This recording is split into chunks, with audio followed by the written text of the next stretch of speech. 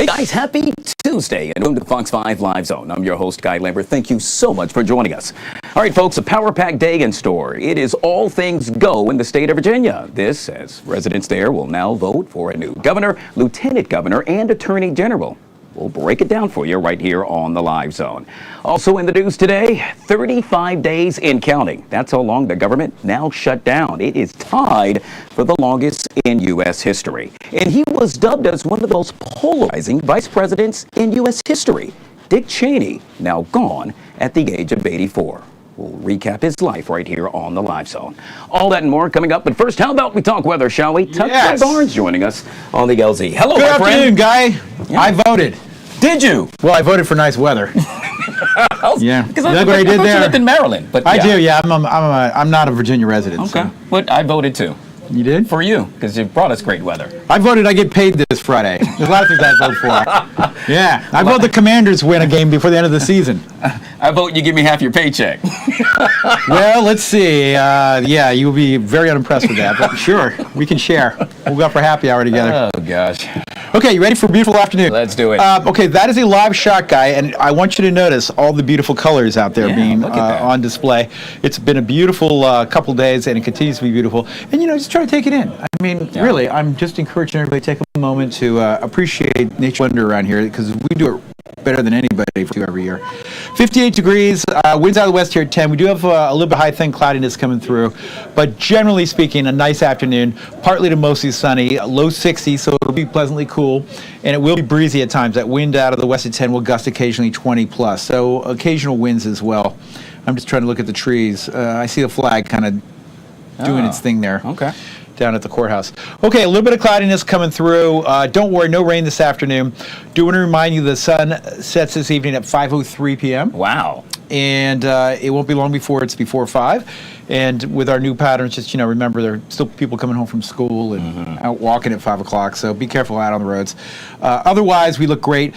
See the H there in Clinton, in Kentucky, and Tennessee. That area high pressure keeps us dry today, and it scoots offshore tomorrow and allows us to get what we call return flow, which will give us a warmer day tomorrow. We'll be near 70 tomorrow. Oh, I can't wait. Okay, so midweek warm up, and then a little cooler at the end of the week. No rain until maybe Saturday. I'll show you the 7-day here in just a moment. But I just want to remind you, see the darker colors? That's past peak. But the reds and oranges right in our region, the Mid-Atlantic, we are prime time in it. Send Guy a picture of your favorite tree. I like that. Hashtag Fox 5 Live Zone. Yeah. Let's see what you got. Stretch your stuff. Show me what you got in your neighborhood. I want to see some trees. 63 today, 70 tomorrow. Cooler there Thursday behind a front, and rain shower chances not terribly high, but a couple of showers early Saturday, maybe late in the day on Sunday. I think the Commanders do play at home Sunday afternoon at 4:25. Yep. And there may be a few showers around for that game. We'll have to watch carefully. All right, good stuff. Tucker Barnes, all things weather right here on the Live Zone. Surely appreciate you, my friend. Thank you. Hey, guys, if you haven't already done so, make sure you download the Fox local app and take that forecast with you on the go. All right, guys, back here on the Fox 5 Live Zone. Obviously, the polls now open in the Commonwealth of Virginia. All eyes on the gubernatorial race, which will quite honestly serve as a barometer for the upcoming 2026 midterms. Our very own Stephanie Ramirez was at a polling location earlier today in Ashburn. She joins us live now, right here on the Live Zone. Good to see you, Stephanie. Hey, Guy, how you doing? Good to be joining you here. Yeah, so for the most part, poll-wise, a lot of folks turning up earlier? Yeah, and 2 points in that. Yes, early and early voting as well. So we were in Ashburn, Virginia, as soon as the polls opened at 6 o'clock this morning. Newton Lee Elementary School reporting live there all morning and talking with voters. And we've been hearing everything from, national politics are weighing in on where they're voting, and then also local matters in Loudoun County, what's happening, the growth there, and schools. A lot of people are invested in schools and wanting to make sure teachers are supported. Money's going to schools. Now, when we talk about the state of Virginia, right, the race, very important. There are a few things going on. With the governor's race, all eyes are looking at that. Regardless of who wins, Virginia will make history electing the first female governor of the state. We know the candidates are former Congresswoman Democratic candidate Abigail Spanberger running against Lieutenant Governor Winsome Earl. Sears has been trailing in the polls to Spanberger, but that is an important race going on, and all eyes are looking at that, as you mentioned, as a barometer to see how things will go come the midterms, to see if this is a referendum on the Trump administration, what's been happening out of the White House, and also, guys, to see if the results of the Virginia governor's race will also possibly push lawmakers to make a change and finally end the federal government shutdown. So that's the governor's race. Then you also have lieutenant governor's race that can make history. You have the Virginia Attorney General's race that has been making headlines. Also, 100 House of Delegate seats are also up for grabs, which it could impact. Redistricting is one of the things that they're looking at now, and that could impact whether Virginia moves forward with measures taken there already. So a lot going on here in the state of Virginia. Guy? Yeah, quite the busy day yet again in the state of Virginia. Polls, we should make mention, open until 7 p.m. And of course, we'll have continuous coverage throughout the day right here on Fox 5. Stephanie Ramirez reporting for us. Always good to see you, Stephanie. Get back safely. Thanks, all right, if you're counting, it is now day 35 of the government shutdown, now the longest in American history. And while politicians argue about standing on their principles, food banks in the area are supporting those hit hardest right here in the DMV. What's going to happen to us people?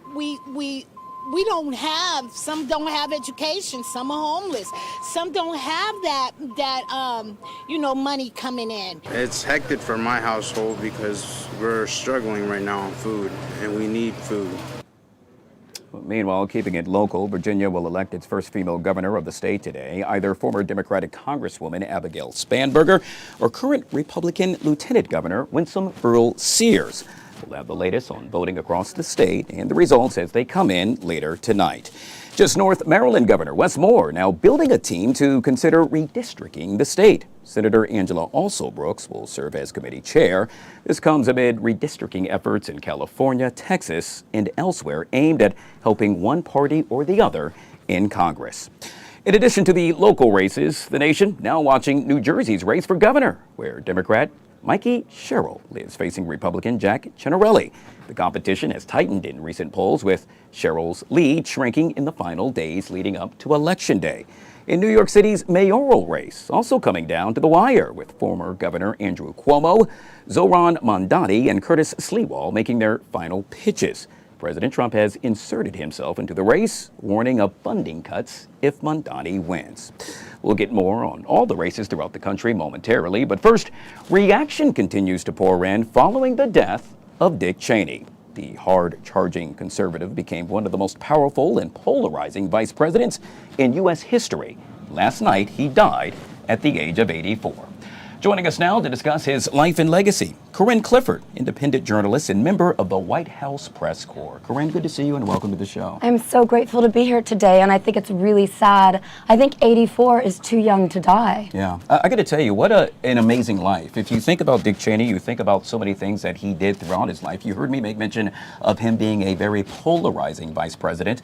We know the role he played with regard to the war in Iraq. What is it for you that really stands out with Mr. Cheney? I mean, he was one of the wisest men alive, and I appreciate the wisdom, but he was deep, deep, deep state, and his daughter has been a little unethical in Congress, and a lot of people don't like the family anymore because many people in the United States of America want to be America first, and they feel like Dick Cheney really sold us out. You know, he ended up moving his major multinational corporation offshore, which I don't like that. I like jobs in America for Americans. I'm America first. We also know that Dick Cheney, if you will, happened to be the chief operating officer of the younger Bush's presidency.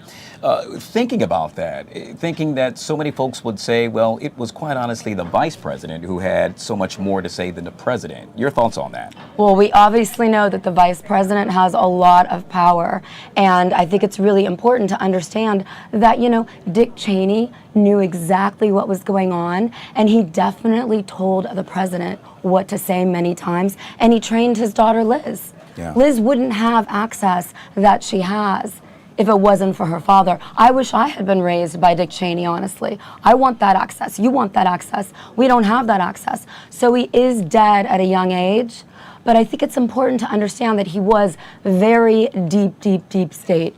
We also know that President Trump and former Vice President Dick Cheney, in so many words, bumped heads. The president not that big of a fan of Mr. Cheney and vice versa. We also know that when it came down to the last presidential election, Mr. Cheney cast his vote for Kamala Harris. And honestly, obviously, that's really sad to me that he would do that. And that's why I'm saying what I'm saying about him. He died at a young age, but he was very deep state. And he turned. He turned on the GOP. He turned on Republicans. He turned on America First. And I only respect people who stand for America First at this point in history. Yet again, former Vice President Dick Cheney, now dead at the young age of 84. The Olympic story here that we have been discussing and will continue to discuss happens to surround the gubernatorial race in the Commonwealth of Virginia. At last check, Spamberger had a double-digit lead in the polls. Now, over the weekend, former President Obama, well, he campaigned on her behalf, hoping to shore up any undecided voters. As for Earl Sears, well, she was somewhat left high and dry after President Trump took part in several tele-rallies last night but failed to mention her name. Was this an intentional slight by the president? I mean, you're putting me on the hot seat right now. I'm not going to talk for President Trump. We always say that at all the press conferences. He needs to speak for himself. But the bottom line is that I think that he's overwhelmed. I think that President Trump is very concerned about the New York City race right now. And I think, of course, President Trump would be grateful if Winsome Sears won. But right now, Virginia is turning Democrat. And so potentially there is no hope. But I do think Bill Reed will win today as the lieutenant governor. I think there's a big difference. And I think that we still have a chance with lieutenant governor. Obviously, I think the governorship is going to go to the Democrats. Yeah, you just touched on this, and many say what will happen in the state of Virginia and or the state of New Jersey will serve as a referendum, if you will, on President Trump's first 10 months in office. Do you agree? Because yet again, you just said it appears as though the Democrats will reign victorious. It has nothing to do with President Trump. It has to do with the organizers in the counties. The counties and the states are who are in control of these elections, and it has to do with the candidates. The candidates have to be stellar in order to win, and then in your county, who controls your county's elections? It's very critical and key. It's not President Trump's fault. One thing we know for sure. In the state of Virginia, my home state, I might add, a woman will become governor for the first time, whether it's Abigail Spamberger or Winsome Earl Sears. I believe this will be the 33rd state in U.S. history to have just that happen. 400 years in the making since Virginia came to be. You're a woman. With that being said, what does it mean to you, knowing that it's finally happening? It's incredible, and I am so honored. And I think no matter what, the fact that a woman is winning in Virginia really shows that we have worked so hard. I want a female president in my lifetime. Yeah, well said. All right, real quick, before we let you go, we were just getting word that out of the White House that President Trump has now stated that no SNAP benefits until the shutdown ends. That happening just moments ago. I should also make mention that right after you leave here, you were headed to the White House for our White House press briefing set to get underway at 1 p.m. Your thoughts on the president's remarks? I think that SNAP is critical and key to everyone, and I'm more egalitarian. I want everyone to have their SNAP benefits, but I understand President Trump and what he did because he's saying that there is too much waste and fraud in the current SNAP program, but also what he's saying is that the Democrats get their voters from the people who are on the SNAP program, and if he cuts the SNAP off and makes sure that they don't get funding, it'll force the Democrats to have to end this federal government shutdown that we call the Schumer shutdown. I do want philanthropists in the towns, in the cities, in the counties. I want people to get out of their churches, get out of their offices, and go to their local Walmart, go to the poor neighborhoods, and walk around and knock on doors and say, hey, do you need some food? I'll buy you some food if you need it. If you're on the SNAP program, I want we the people to help the people in every part of America that needs food, water, shelter. I'm very egalitarian on that issue. Yet again, the government shutdown now in day 35, tied for the longest in U.S. history. I think we could all say no matter what side of the fence we sit on, we truly want the government shutdown to come to an end. Speaking of that, Hakeem Jeffries. Now, speaking about the government shutdown, let's take a live look in.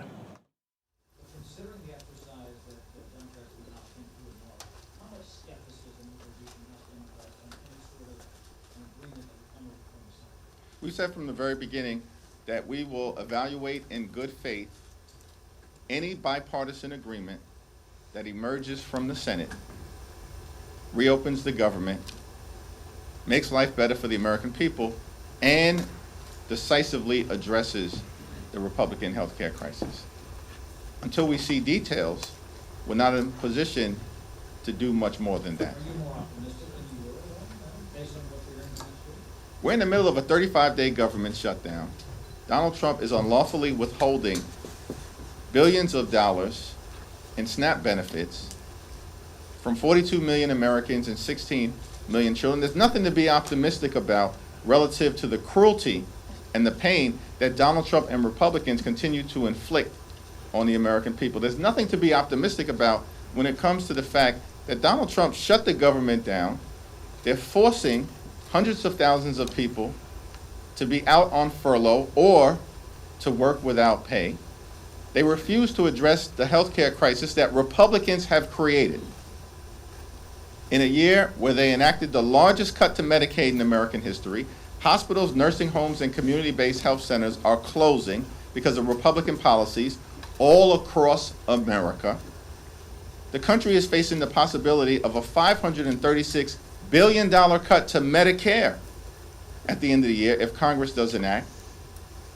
And Republicans are refusing to extend the Affordable Care Act tax credits because they would rather gut the health care of the American people. There's nothing to be optimistic about because of what Trump and Republicans have done to this country. They've gone way too far, and the American people know it, and the results today are going to decisively reflect that fact.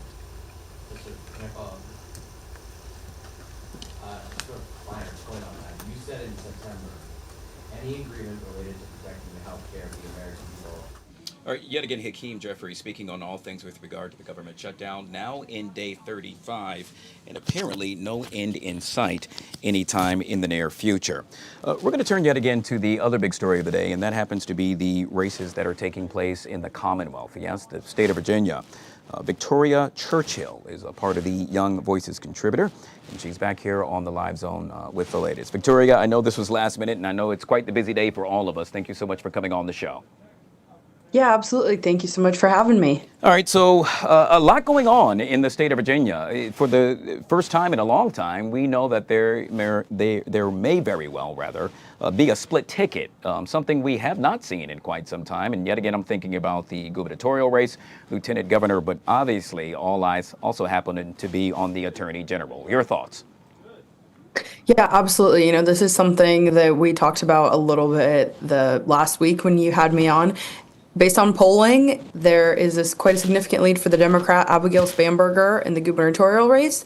And then the other two down ballot statewide races, those being the ones for lieutenant governor as well as attorney general, are neck and neck, with the Republican seeming to edge out Jason Miyares, the Republican incumbent attorney general, looking like he will edge out Jay Jones.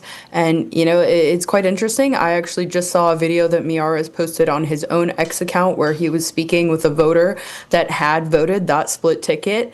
And, you know, this is somebody that had voted for Spanberger, but at least who told Miyares that he had voted for him. And so I think that man will be definitely far from the only person in Virginia that cast that ballot today. Yeah, yet again, the last time Virginia voted in a split ticket was back in 2005 when Tim Kaine's lieutenant governor, Bill Bolling, was elected alongside Kaine. So this is a big deal and obviously has the attention of all of America. Not only what's happening in the state of Virginia, but what's also happening in the state of New Jersey. Yet again, a referendum, if you will, with regard to Trump's first 10 months in office. Your take? Well, it's interesting that you bring up Trump because, of course, he is the person that most Democrats, whether that's here in Virginia and, you know, I'm talking down ballot races, people running for the House of Delegates, have tried to tie their opponents to Trump. We've seen that statewide, and we're also seeing that in New Jersey. And so, you know, one thing that I have not heard in messaging a lot is what Democrats are for. And so I'll be interested to see what Democrat voters actually go out and vote. You know, there's all the time, there's polling that comes out after people cast their ballots. That exit polling, you know, ask them who they voted for and why. And so that why, I think, is going to be a very big key when we look at the results of this election. And, you know, of course, we looked at Hakeem Jeffries, the Democrat House Minority Leader, who you were broadcasting his speech right before I joined. That's going to be interesting to see what lasting impact today's election has on the Democrat Party, particularly in New York, where Jeffries has endorsed Mamdani, the Democrat socialist, self-avowed Democrat socialist, communist. If you listen to some people, it'll be interesting to see if Republicans will continue and try to tie that Democrat Party to the far fringes of their party. And, this is something that we're already seeing from the NRSC, the National Republican Senatorial Committee. They are trying to brand all of these candidates running all across the country as their versions of Mamdani. And some of that has been assigned by Republicans, but some of that is a label that these Democrats are embracing themselves. And so it'll be interesting to see, if we do get a Mamdani win in New York, but a Spanberger win in Virginia, where she represents a group of that party, which, when Spanberger was in Congress, Nancy Pelosi named her the head of her kind of moderate caucus. And so, it'll be interesting to see how the Democrat Party tries to absorb both of those identities if they have both of these people in high positions of leadership after today, or I guess after the election today, and then, of course, after they're sworn in next year. Yet again, we will have more information and a guest joining us to discuss all things with regard to the race that's taking place in New Jersey, the gubernatorial race at that, in the mayoral race in New York City in just a minute. We've been speaking with Victoria Churchill, Young Voices contributor. Always good to see you, and thank you so much for joining us right here on The Live Zone. Thank you so much, guys. See you next time. All right, let's take you back to the House Minority Leader, yet again, Hakeem Jeffries, discussing all things surrounding the government shutdown. At his luxury resort in South Florida, found $40 billion to bail out a right-wing wannabe dictator in Argentina, and yet Donald Trump can't find a dime to extend the Affordable Care Act tax credits or provide nutritional assistance to hungry children in America to ensure that they can put food on the table. The American people are smart. They see all of this happening in real time. And of course, what Republicans always do is try to distract the American people, as they've done in New Jersey and Virginia, and it will not be successful. It's over for these people. And we're going to see it today, and we're going to see it during the midterm elections next November.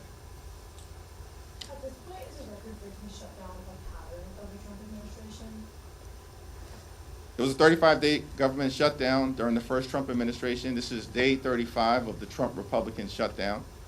Donald Trump and the Republicans cannot govern. These people are deeply unqualified. And they spent all of last year lying to the American people that they were going to lower the high cost of living, while at the same time distancing themselves from Project 2025. But they've spent all of this year doing nothing to lower the high cost of living. In fact, costs are going up, not down, while they spend all of their time, Republicans spend all of their time implementing the extreme, toxic Project 2025 agenda, including, by the way, as part of Project 2025, ripping away nutritional benefits and SNAP from the American people. I think that's on page 300 or so of Project 2025. Shutting down the federal government, agency by agency by agency, part of Project 2025.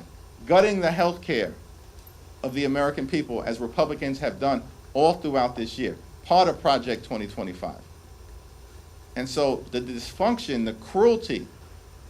Yet again, House Minority Leader Hakeem Jeffries discussing all things surrounding the government shutdown. Now, day 35, tied for the longest in U.S. history. We will continue to monitor what he has to say throughout the afternoon right here on the Live Zone. In the meantime, I want to take you back to the Commonwealth, yet again the state of Virginia, where we're following several races throughout the day. The gubernatorial race, the lieutenant governor's race, and obviously all things surrounding the Attorney General. Joining us now to discuss that and so much more is Miss Andrea Bailey. She is the Vice Chair of the Prince William County Board of County Supervisors, a very good friend of the show and kind enough to join us back here on the Live Zone. Miss Bailey, always good to see you and welcome back to the show. Thank you so much, Guy, for the opportunity. You're welcome. Let's first, before we jump into the race that's taking place today in your state, let's talk about the government shutdown very quickly.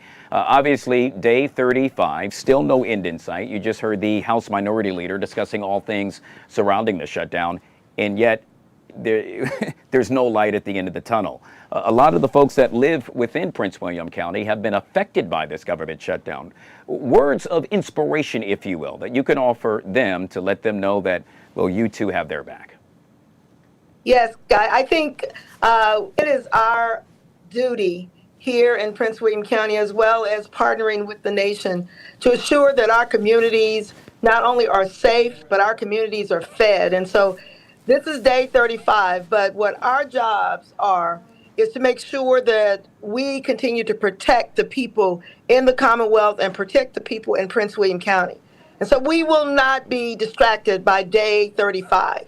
We will come together as a board, come together as a unit, and make sure that those that are suffering from this unfortunate decision, that we provide for them in the best way that we can possibly. And that means coming together as one unit, one Prince William, to make sure that we take care of our community.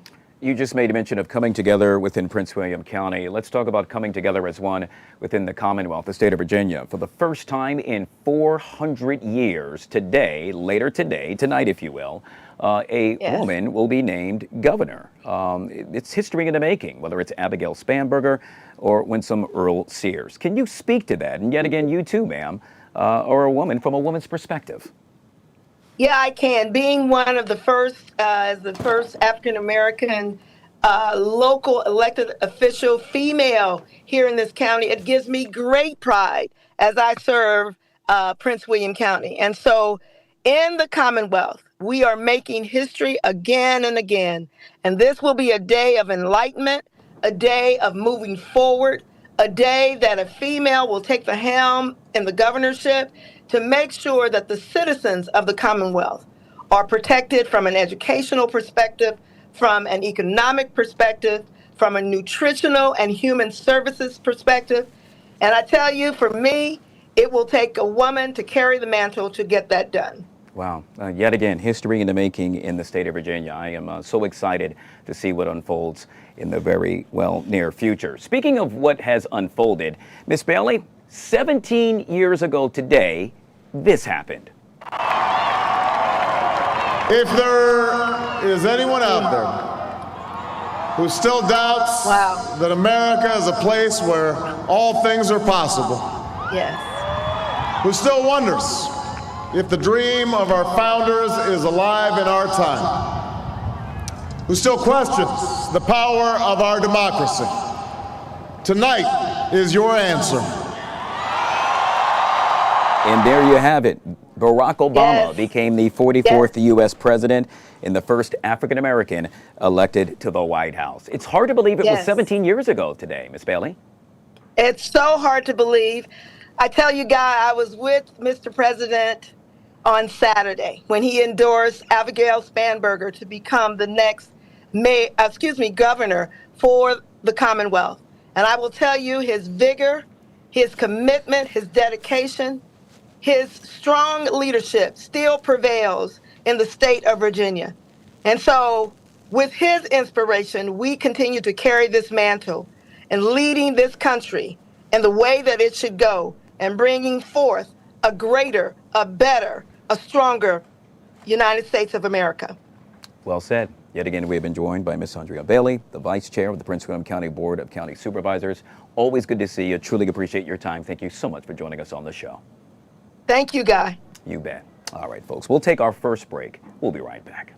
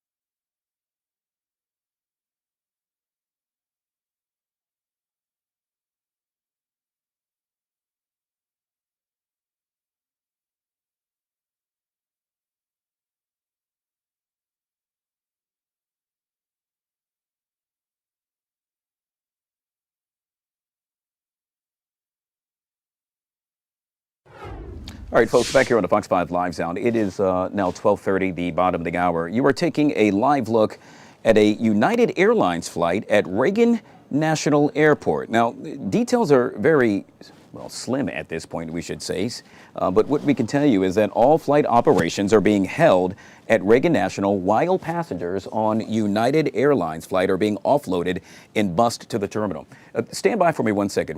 What's going on, Jack? This is the flight that were coming in from Houston. Okay, so we're now getting word that the flight actually was inbound from Houston. You're taking a live look at passengers actually exiting the plane. We don't have the flight number as yet, but apparently there seems to be some type of incident occurring there. Flights are now being offloaded and bussed to the terminal. This is a developing story and something that we are just getting word of. Obviously, we have our reporters in the newsroom trying to get us the very latest surrounding the details with regard to as to why these folks have now been offloaded off this United Airlines flight out of Houston. When we get more information, we'll bring it to you right here on the Live Zone. Truly concerning, as we all know that we are yet again in the midst of a government shutdown. TSA agents are somewhat reluctant to go to work, as are air traffic controllers. And so to think that this is occurring, it just puts more stress within the folks that are doing a very hard job right there at Reagan National Airport. Well, on this election day, 2025, Democrats and Republicans are watching two important year gubernatorial races in Virginia and New Jersey. The latest polls show Democrats in both those races leading, but polls have been known to be fickle as of late. To discuss how both of these important races might shake out, we welcome former longtime New Jersey state legislator and one-time New Jersey gubernatorial candidate John Wisniewski on the show. Sir, always good to see you. Welcome back, and thank you so much for joining us. Guy, great to be with you again. Yet again, before we jump into it, somewhat concerning to see what's taking place at Reagan National Airport. We don't have any details, but to think that we are, as you just heard me make mention, in the midst of a government shutdown. It is very trying, if you will, for all of the TSA agents, the air traffic controllers, and to know that something like this is going on, more reason for this shutdown to come to an end. Yeah, it's very distressing. I mean, you very rarely see that type of activity where a plane is taken away from the building and the passenger are forced to walk a distance away from the plane. There seems to be some kind of security issue. We just don't know what it is. All right. And yet again, when we get more information, details somewhat still sketchy, we'll provide them for our viewers right here on the Live Zone. Sir, a lot going on, specifically in the state of New Jersey. And I want to talk about the gubernatorial race there where, it has a script made for a movie. I don't know really where to begin outside of stating that perhaps what happens there is a referendum for how America feels about President Trump's first 10 months in office. I couldn't agree with you more. I think New Jersey, Virginia, and a lot of other local elections are all, unfortunately or fortunately, going to be a referendum on how the president has mishandled his responsibilities. And I think that is going to work to the advantage of candidates like Mikey Sherrill and Abigail Spanberger. Let's talk about obviously the Democratic candidate, Mikey Sherrill, as you just made mention. We know that no party has held the governor's mansion for 3 consecutive elections since the 1960s. Currently leading in the polls, very slim, but do you think it will actually happen?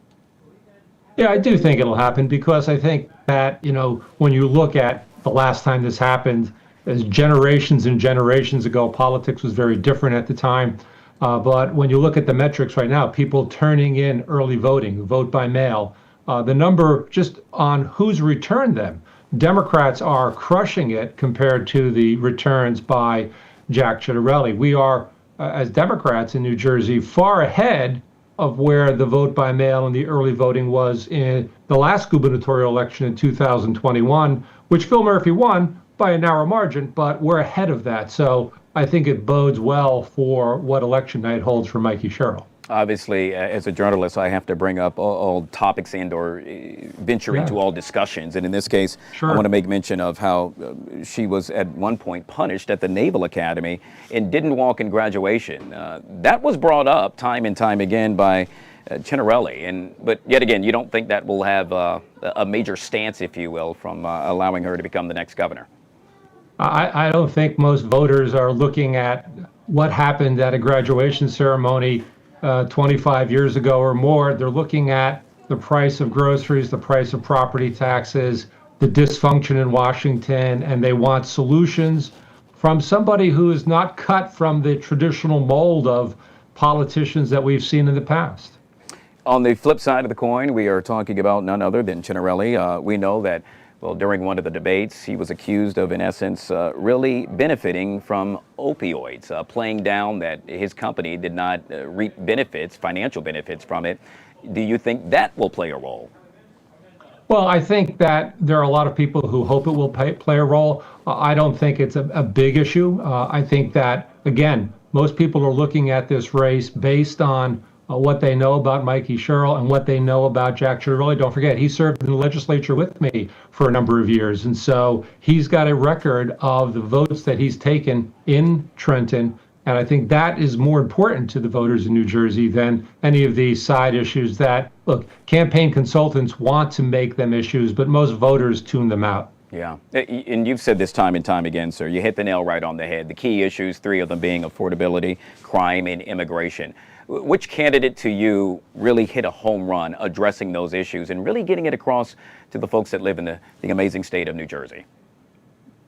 Well, I think, again, look, Mikey Sherrill has a record as a member of Congress in fighting for the citizens of the state of New Jersey, trying to make New Jersey more affordable, fighting for folks in New Jersey who don't have the benefits that many of us take for granted. And I think that's where New Jersey voters historically have gone to. They want somebody as their leader who is going to use the tools of government to make life better for all New Jerseyans, not somebody who wants to talk about how we want to scale back government, how we want to dismantle government, and make life tougher for average New Jerseyans. Yet again, we have been speaking with John Wisniewski, kind enough to join us on the Live Zone. Sir, I truly appreciate your time. Thanks for having me again, Guy. Good to be with you. You bet. All right, folks, we'll take a quick break and we'll be right back.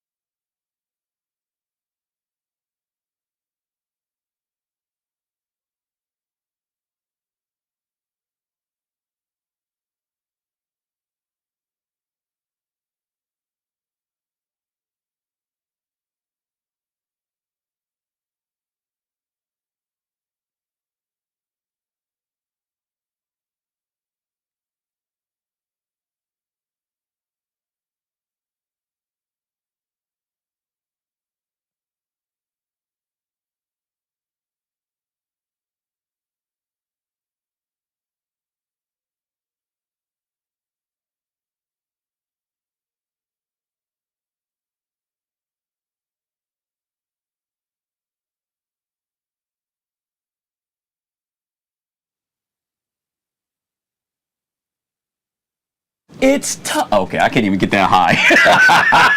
I'm going to say time. Uh-oh, you got it. Every year, Mariah Carey preps for the holiday season when November hits. But this year, well, it's got a lot of fans saying the kickoff isn't giving. Let's take a look. Christmas, it's canceled. No bells, no cheer, no glam. Bye, sweetie. You can't cancel Christmas. Any last words? Yeah. It's time. Can we not? All right, there we have it. I can't even get half of that octave. So a lot of folks are saying, you know what, it's not cool because of the times and, well, the government shutdown's still underway. What say you, Al? Listen, I'm going to tell you one thing. Mariah, to me, is the queen of Christmas.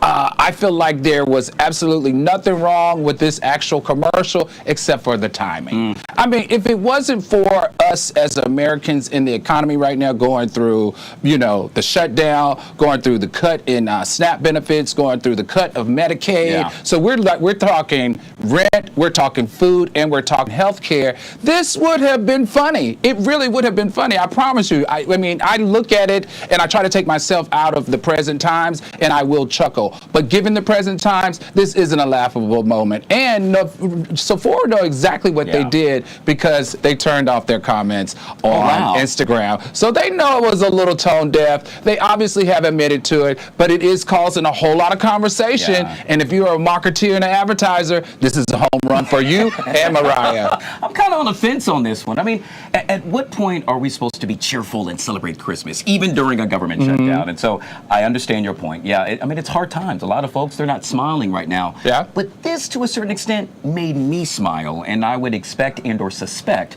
that perhaps it could make others who are dealing with hard times right now smile as well. With all those checks that you got coming in, sir, I bet you're going to continue to smile. Now, give me one or two of those checks and let's see how much you're smiling.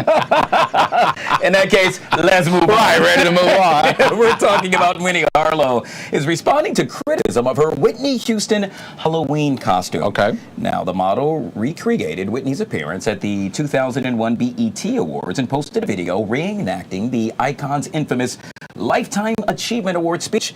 Whitney, who struggled with drug addiction, was rumored to have been under the influence at the time of the speech. By the way, after the blowback, Whitney clarified in the post that she wasn't mocking Whitney, saying, quote, "If you all see when you see Whitney are her struggles, you're missing her." Or if all you see, rather, are her struggles, then you're missing her. What say you about this? What else can you see in that video? That was nothing but struggle. If anybody knows anything about Whitney Houston has been in the game for many years. There are many opportunities in which she made history that you could have recreated for Halloween. But no, you knew exactly what you were doing. This is the one that stuck out in her mind the most. And to be honest, it was the most humiliating for her in her career. She was struggling with addiction. She was struggling with chaos. And this was publicly humiliating. This was a Lifetime Achievement Award. And baby, the way she's acting, she was achieving a whole lot with her lifetime.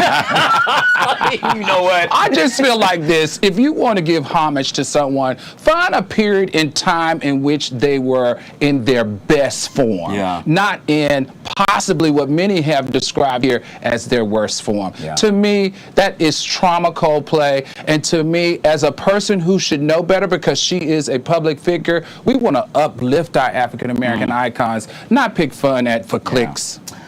Yet again, I don't know. It's just when I think of Whitney Houston, that's all I think of. Drugs and alcohol. So outside of the video, let's say "I Will Always Love You."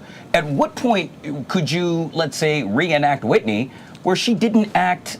I want to dance with somebody. How about her movie with Kevin Costner? There's so many. I think there was drug addiction. That was around the time where she said crack is whack, is it not? Well, I'm just saying. I mean, you're not on an award show shaking and dancing and being crazy. That's just. I just don't think that she woke up saying, "I want to slight Whitney Houston." I think she just wanted to reenact what she was doing. I get it though. I see some of the mannerisms. Right. And to your point, if you're dealing with drug addiction, you're like, you know what? That's what someone with that's on drugs does. So I get it. It's just for me, that's what Whitney was for the majority of her life. Maybe you're right in this instance as it relates to this is all she knows because of her age. We're a little bit older, and I'm a little bit older than you. I know all the lifespan of Whitney Houston because we were about the same age. So there are many other periods that I could have pulled from if I wanted this to be a moment of homage. Okay, well said. We'll end with this, and that is your girl, Monique. Maybe not. Of course, Monique hailing from Baltimore, right up the street. Monique asking for a public sit-down with Tyler Perry and Oprah. This comes after a dispute spanning over a decade. Now, during a recent interview, Monique gave more insight into the feud, alleging that it stemmed from the 2009 film known as Precious. She claims the media executives labeled her difficult to work with after she refused to promote the film for free. So what say you about this? Listen, I've said this before. I understand she wants radical transparency here, but I have to tell you, Monique, it's just not the time. It's been over 15 years. It's time for her to turn the page, and also it's time for her to understand that this is bigger than her. We're talking about two media icons who have injected into the black economy. I'm talking about the black economy. That's Oprah Winfrey and Tyler Perry have injected into the black economy $4 billion in jobs, in shows, in philanthropy outreach, in discovering new talent. What these two have done outweighs any cancellation that they may have done to you that year. Now, do they owe you an apology? Probably so. But like I said before, go to the Four Seasons during brunch, get you a lobster salad with some champagne. The two of you hash it out, beat up each other if you have to, cry if you have to, come back to the media and say, listen, I have gotten resolved. I'm ready to move forward. Because in my mind, Monique is an icon. Tyler Perry is an icon. Oprah is an icon. They have done things that many of us could only wish to do in media. Let's turn this trauma into triumph, and it's time. It's been 15 years.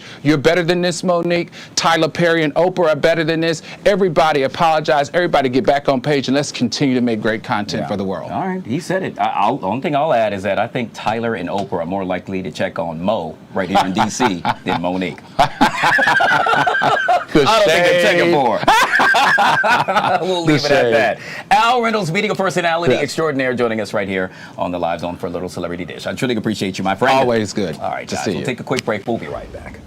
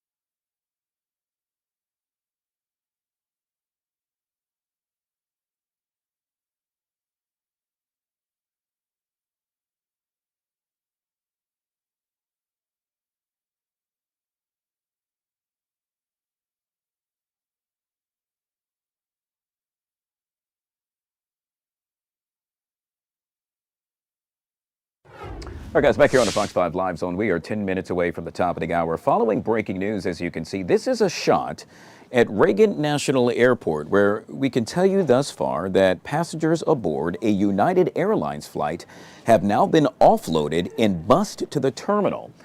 To our understanding, all flights have now been grounded for the time being. Airport security now investigating. We're still not sure of what occurred and or what will happen sometime in the near future. You can see several folks to the left of the plane standing there, apparently assessing it. And yet again, the details that we have are still very sketchy. We do have a camera crew en route to the airport. Bottom line, all of this now taking place during day 35 of the government shutdown, a time in which TSA agents are stressed beyond belief.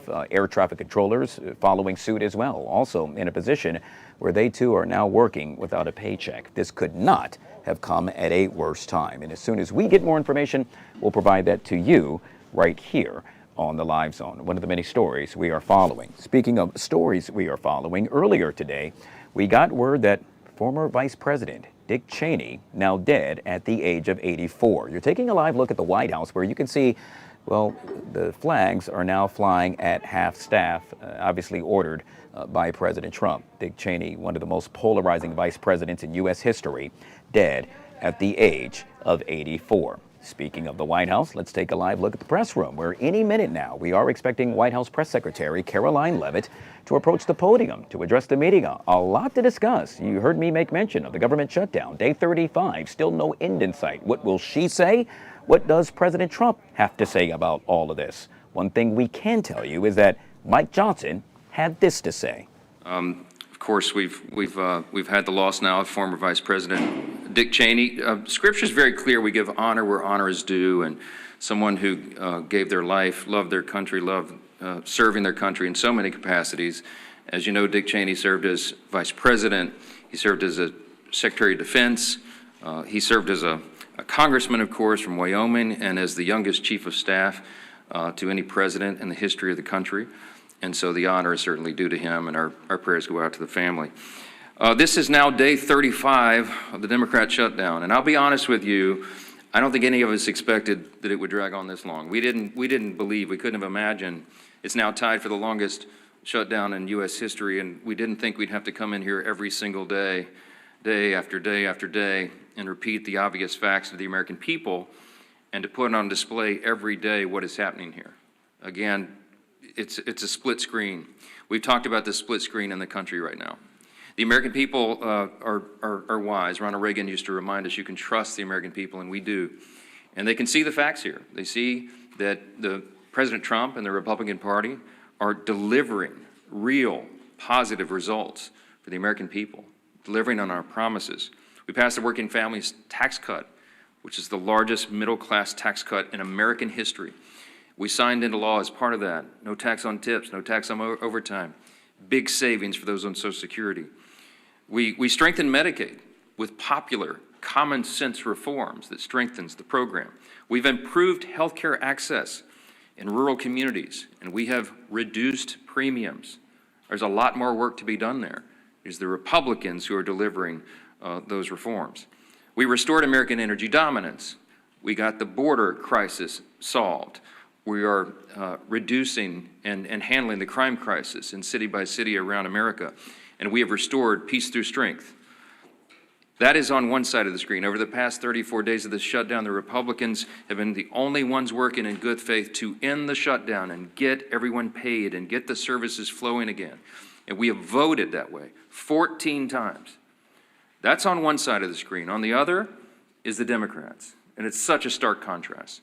Because in the last 10 months, the only thing that party has accomplished for the country is to shut down the federal government and cause this pain. The past 5 weeks have been painfully clear that Democrats are not interested in doing their most basic job. And we explained here yesterday, all of this is motivated by one thing and one thing alone. The Schumer shutdown was never about health care or any other policy that they claim now. They can't even decide amongst themselves what it was about. Some have said it's the Seinfeld shutdown because it's about nothing. But I'll tell you what it is ultimately about, truly. This is something that can be demonstrated, and everyone here knows it's true. As I summarized yesterday, the Schumer shutdown was never about health care or any other policy. It is about fear. It's about fear. Right now, the Democrats fear political retribution from the far-left activists in their party more than they fear the consequences of keeping the government closed for weeks on end. They fear political retribution from far-left activists more than families going hungry and workers missing paychecks. That is a fact that they are demonstrating day after day and vote after vote. It's gotten so bad for them that even their traditional allies are losing patience now. The head of the Teamsters Union had a blunt message to Democrats a couple of days ago. Quote, "American workers are not bargaining chips. Senators need to stop screwing around and pass the House-passed clean short-term funding bill," unquote. And it's not just the Teamsters, as you know. AFGE, the largest union of federal workers, had the same plea. And so did the National Association of Air Traffic Controllers, the Coalition of Airline Pilots Association, the NetJets Association of Shared Aircraft Pilots, the Allied Pilots Association, Southwest Airline Pilots Association, the New York Steamfitters Union. It goes on and on and on. These organizations have traditionally backed the Democrats for decades. That has been true. They represent tens of thousands of working Americans, all these associations together. And now they're calling on the Democrats to drop their partisan demands and reopen the government. Stop inflicting this pain on the American people because you are afraid of your far left base. And how did the Democrats respond to all this? They're gaslighting the American people and even their own base. The truth is the Democrats have lost touch with working Americans because they've simply stopped listening. All right, yet again, House Speaker Mike Johnson discussing all things surrounding the government shutdown. We're going to touch on that more in just a second. But first, I want to take us back to Reagan National Airport. You're taking a live shot at a United Airlines flight inbound from Houston, literally sitting on a tarmac. What we can tell you thus far is that all the passengers on board that plane have now been bused to a terminal. They have been, in essence, evacuated from that plane. We do know that there happened to be a security threat of some sort. Now, what that security threat consists of, we do not know. How it happened, when it occurred, we do not know as well. As you can see, a vehicle just moving away from the nose of the plane. You heard me make mention that the passengers were offloaded. We can also tell you that that plane, that United plane that you see sitting right there, well, it was moved away from other planes after landing. Joining us now to discuss this and so much more is Mr. Arif Halaby, obviously a political strategist, but at one point a member of the LA Police Department. Arif, thank you so much for being kind enough to join us on the show. We're going to talk politics in just a second, but obviously from a security standpoint, this has to be quite concerning to know that a plane, in essence, now really the top of mind for so many at Reagan National Airport, and the passengers have been removed off the plane. We still don't know what that security threat consists of. We don't know if the FAA received a phone call of some sort. I'm curious, your thoughts on this thus far? Every international airport has an area designated for the least damage, in some cases no damage, to surrounding areas, meaning operations can continue. There's no threat to passengers, there's no threat to terminals or repair, mechanical operations, et cetera. So each airport, each international airport has an area designated in case the 1970s revisit, which was the kidnapping, the hijacking of planes and the blowing up of planes like we saw in the 70s. So I think what you're seeing, Guy, is a cautionary tale. It means the passengers were not the problem. This is important because the passengers were removed from the plane. That means it could be luggage, it could be baggage, it could be something left on the plane unintentionally or intentionally. We have seen on in accidents before just things that have led to the disablement of an airplane. We've also seen times when training devices were left on board of a plane because every airport has training devices that are used by K-9, by other officers, et cetera. So sometimes that happens. We're not saying that's the syndication, but there is something wrong, and it's not the passengers. That's unique. Yeah, very interesting yet again, and truly concerning. We do know that at some point we are expecting a press conference to get underway so that officials can address and or bring us up to speed with regard to what that security threat happens to be. Typically, from the past era, would we see a telephone call of some sort made to an official stating, how would one discover that, well, the threat actually exists? Yeah, you'll see that by a few different avenues. Sometimes it's the telephone call. We had that with the deputy mayor in Los Angeles, the city of Los Angeles. He called in a bomb threat to city of LA. And it was a fake one, but it was for whatever reason. So you see that on occasion from various mentally disturbed, mentally ill people, folks that have grudges. And that really makes a difference because people are afraid, why did somebody actually tell us? But most of the time, the serious threats, nobody is ever notified. Things are just found or things just occur, and that's the scary part. Yeah, scary indeed for all the passengers on board and, well, the folks that are actually looking to leave that airport. We do know that at one point, at least we were told, that the FAA issued a ground stop. But I don't know about you, Arif, but clearly behind that plane, I've seen either several planes landing, and then that one, let's go ahead and pull it up, Joey. That one that just passed right there, it appears to be either taking off and or landing. So thus far, it seems as though it's business as usual at Reagan National Airport, at least from what it appears to be.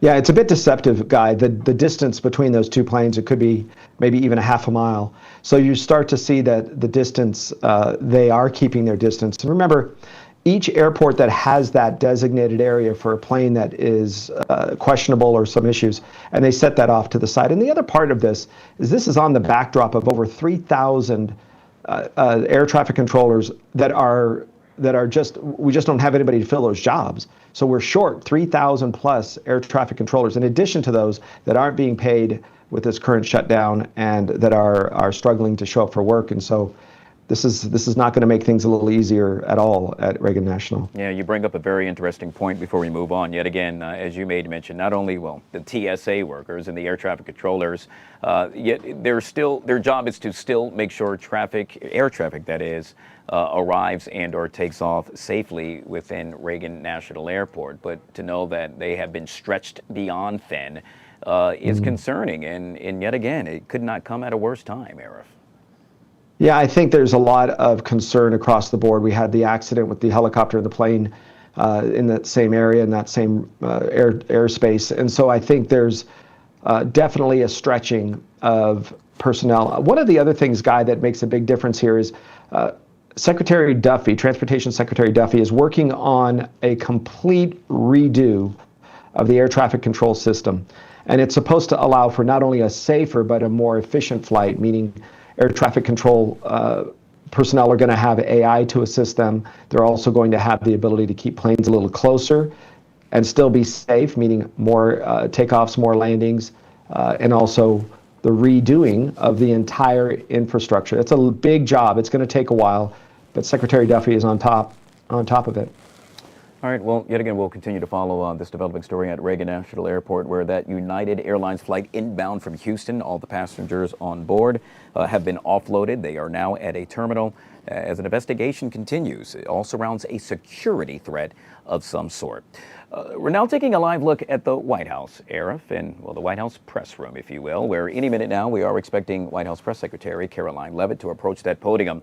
I would assume that she would first start off with discussing all things surrounding the death of one of the most polarizing vice presidents in our history, Mr. Dick Cheney.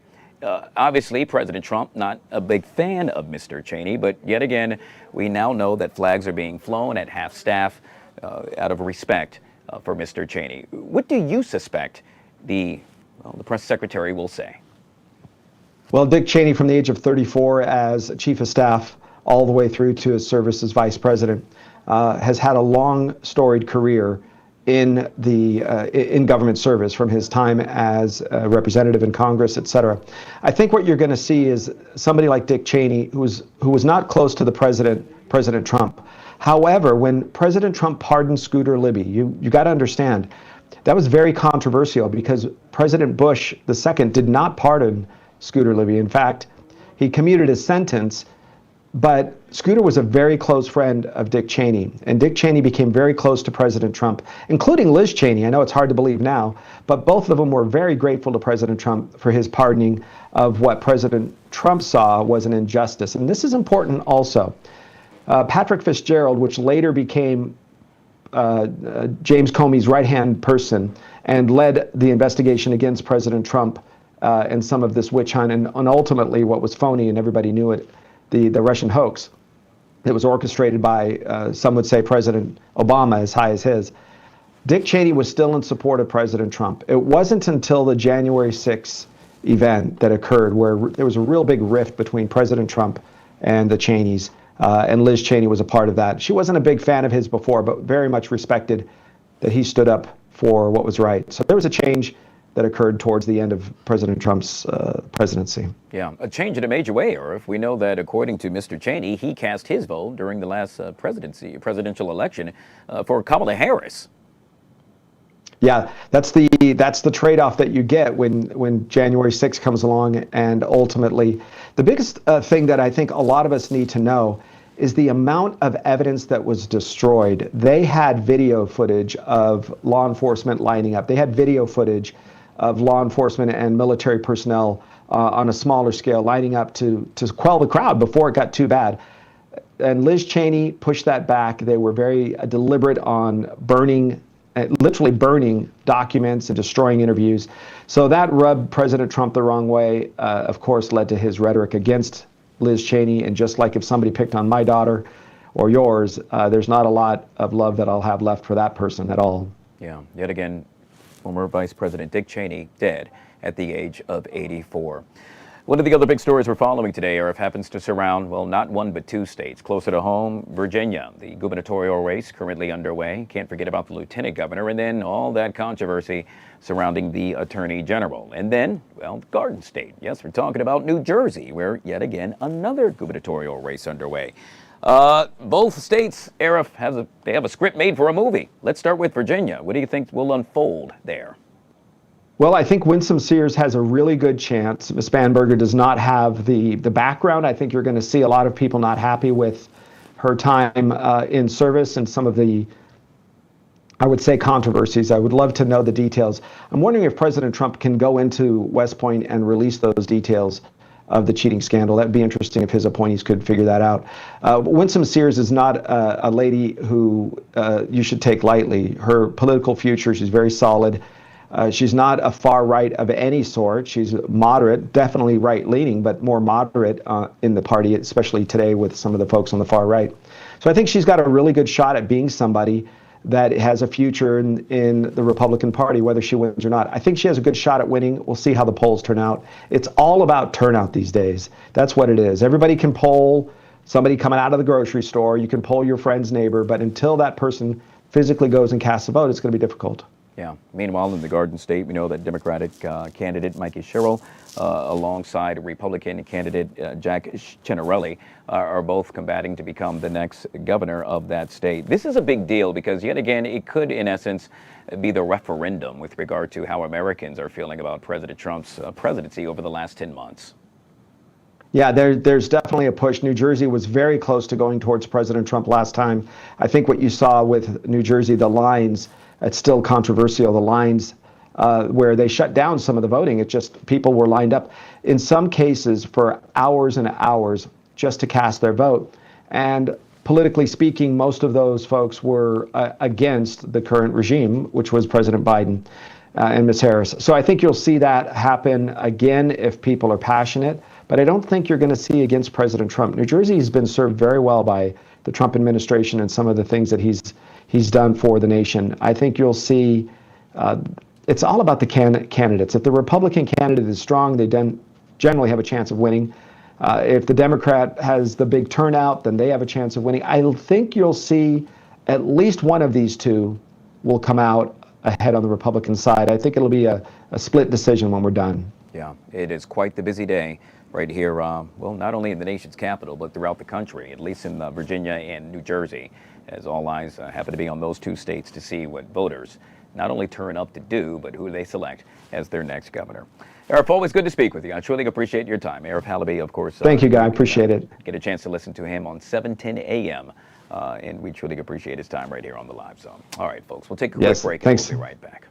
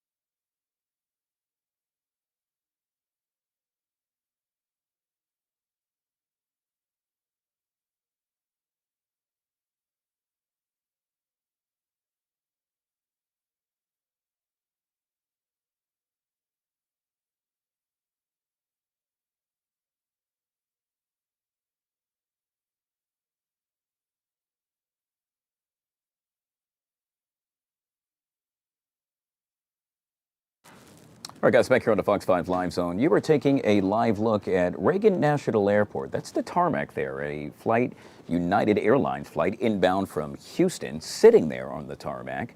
Here's what we know thus far. Passengers on board that plane have been bused to a terminal after that plane landed, following a security threat of some sort. We are still awaiting to hear exactly what that security threat entails.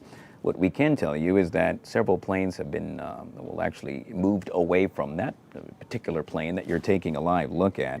And, well, we don't know exactly why. At one point, we also saw a vehicle near the nose of the plane. That vehicle is no longer there. About maybe a minute or so ago, we saw some, it looked like emergency personnel, perhaps en route to that plane, but yet again, we have not confirmed that as well.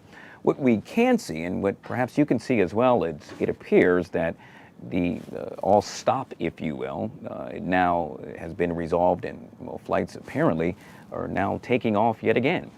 It appears that just that is happening as we see another vehicle approaching the plane on the tarmac. We don't know if any other planes have been diverted from the Reagan National Airport after this incident happened, and the mere fact that we do see movement and planes apparently taking off and landing perhaps shows that the potential threat is no longer a major threat. That's still, yet again, to be confirmed.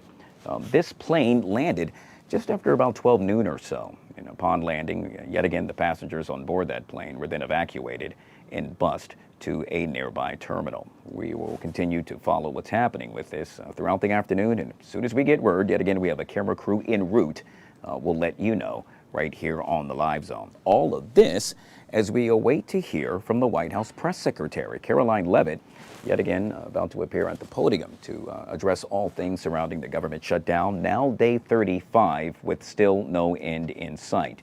We also expect her to have several comments surrounding former Vice President Dick Cheney, who died today, or last night rather, at the age of 84. Meanwhile, all eyes happen to be on the state of Virginia, with the gubernatorial race now underway. All right, guys, back here on the Fox 5 Live Zone. Obviously, the polls now open in the Commonwealth of Virginia. All eyes on the gubernatorial race, which will quite honestly serve as a barometer for the upcoming 2026 midterms. Our very own Stephanie Ramirez was at a polling location earlier today in Ashburn. She joins us live now, right here on the Live Zone. Good to see you, Stephanie. Hey, Guy, how you doing? Good to be joining you here. Yeah, so for the most part, poll-wise, a lot of folks turning up earlier? Yeah, and 2 points in that. Yes, early and early voting as well. So we were in Ashburn, Virginia, as soon as the polls opened at 6 o'clock this morning.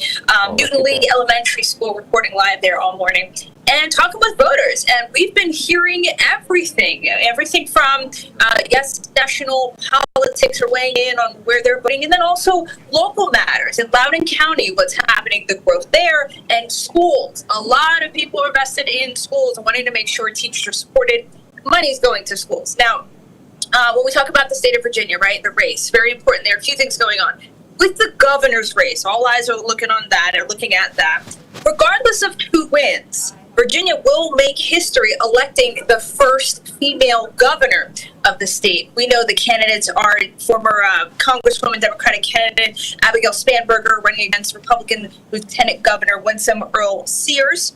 Sears has been trailing in the polls to Spanberger, but that is an important race going on, and all eyes are looking at that, as you mentioned, as a barometer to see how things will go come the midterms, to see if this is a referendum on the Trump administration, what's been happening out of the White House, and also, guys, to see if the results of the Virginia governor's race will also possibly push lawmakers to make a change and finally end the federal government shutdown. So that's the governor's race. Then you also have lieutenant governor's race that can make history. You have the Virginia Attorney General's race that has been making headlines. Also, 100 House of Delegate seats are also up for grabs, which it could impact. Redistricting is one of the things that they're looking at now, and that could impact whether Virginia moves forward with measures taken there already. So a lot going on here in the state of Virginia. Guy? Yeah, quite the busy day yet again in the state of Virginia. Polls, we should mention, open until 7 p.m. And of course, we'll have continuous coverage throughout the day right here on Fox 5. Stephanie Ramirez reporting for us. Always good to see you, Stephanie. Get back safely. Thanks, Guy. Take care.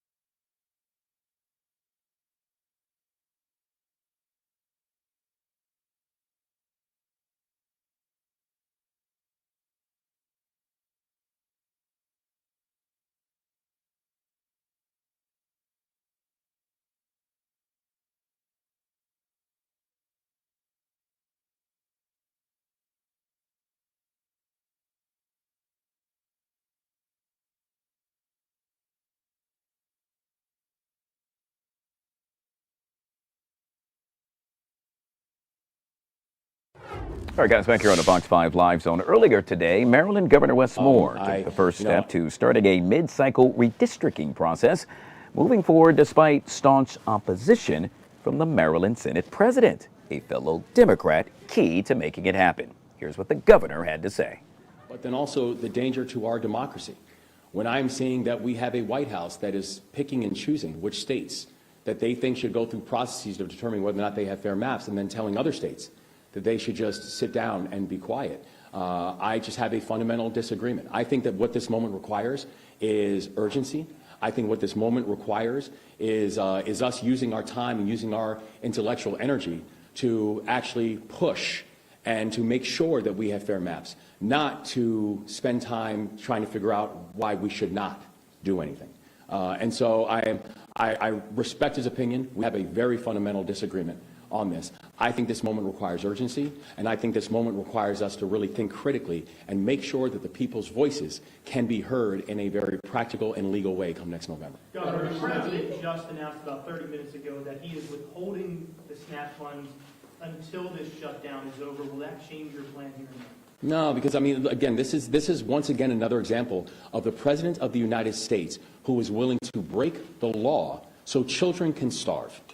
This is just another example of the President of the United States using food as a tool, as a weapon. I mean, I do not understand, and will the level of cruelty that we continue to see from the President of the United States is just absolutely staggering.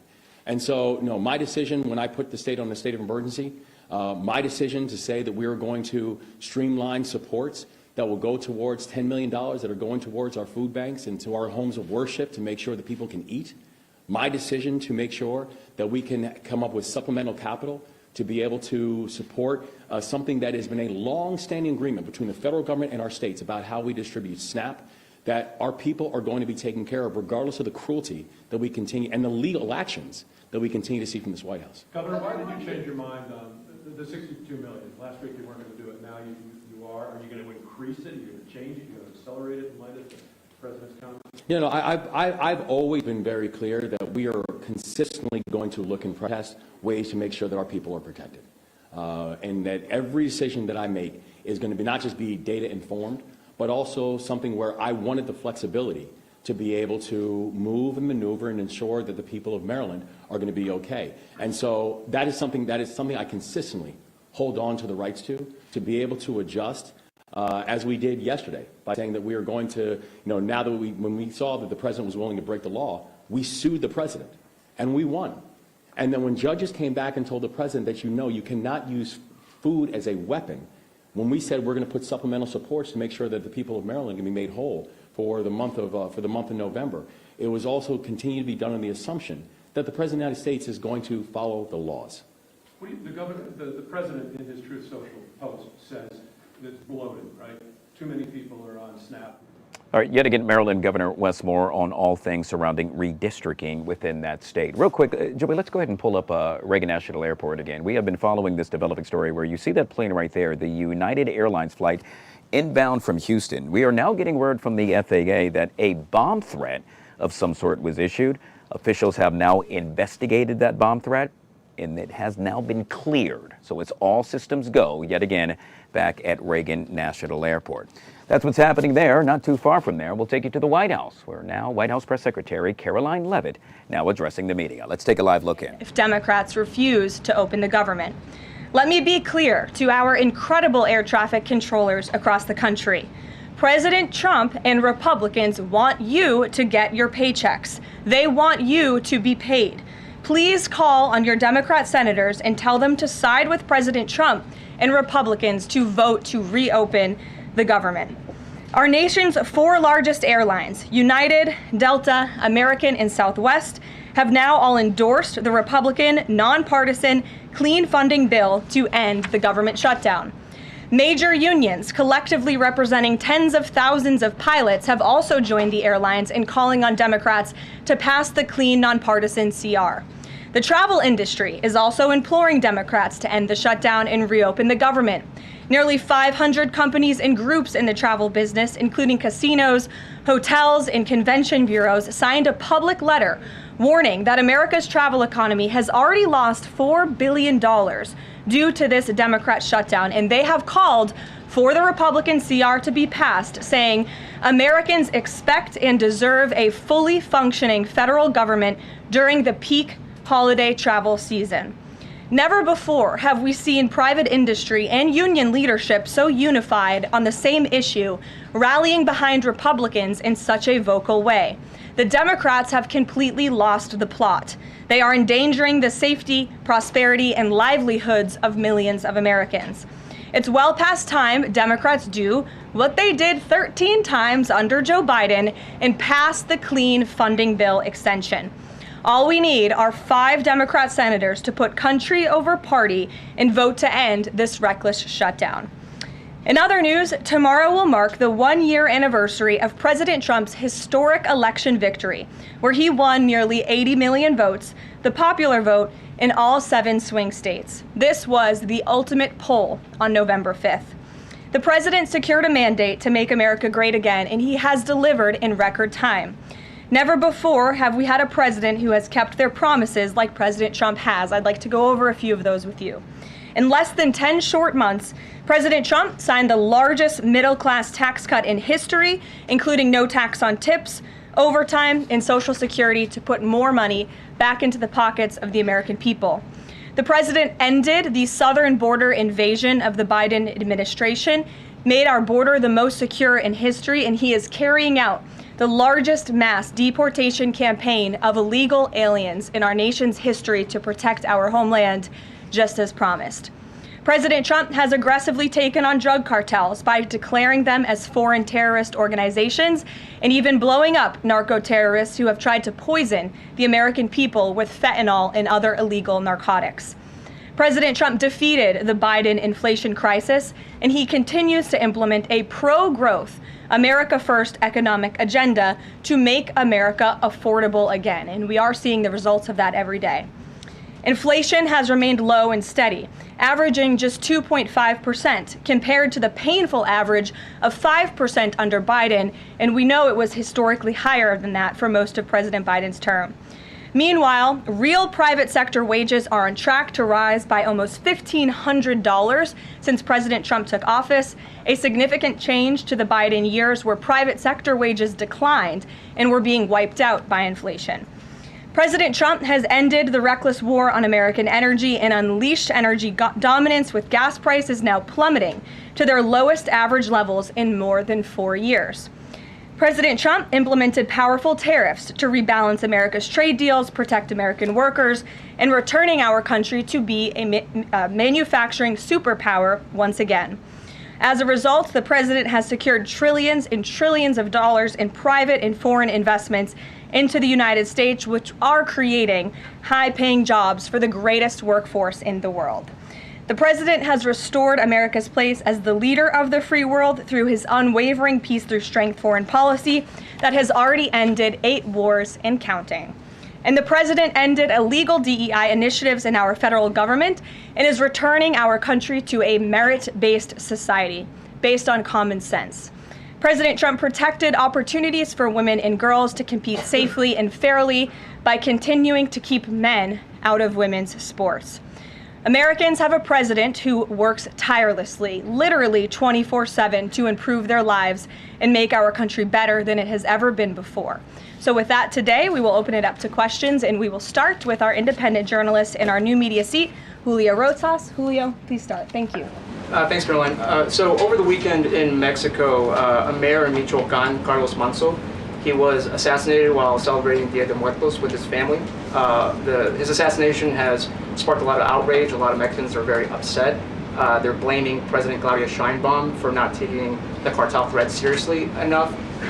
Yesterday, she said that, once again, she's not going to allow any foreign military intervention to take on the cartels on Mexican soil, and that Mexico is not going to pursue a drug war similar to what they've done in the past. So my question is President Trump satisfied with Claudia Sheinbaum's approach to cartels? And if not, has Manso's assassination kind of opened up some new options for the United States to pursue regarding cartels? Well, first of all, with respect to this specific news item and this alleged assassination that took place in Mexico, I know the Trump administration, we are aware of that, and of course we condemn all political violence anywhere in all forms.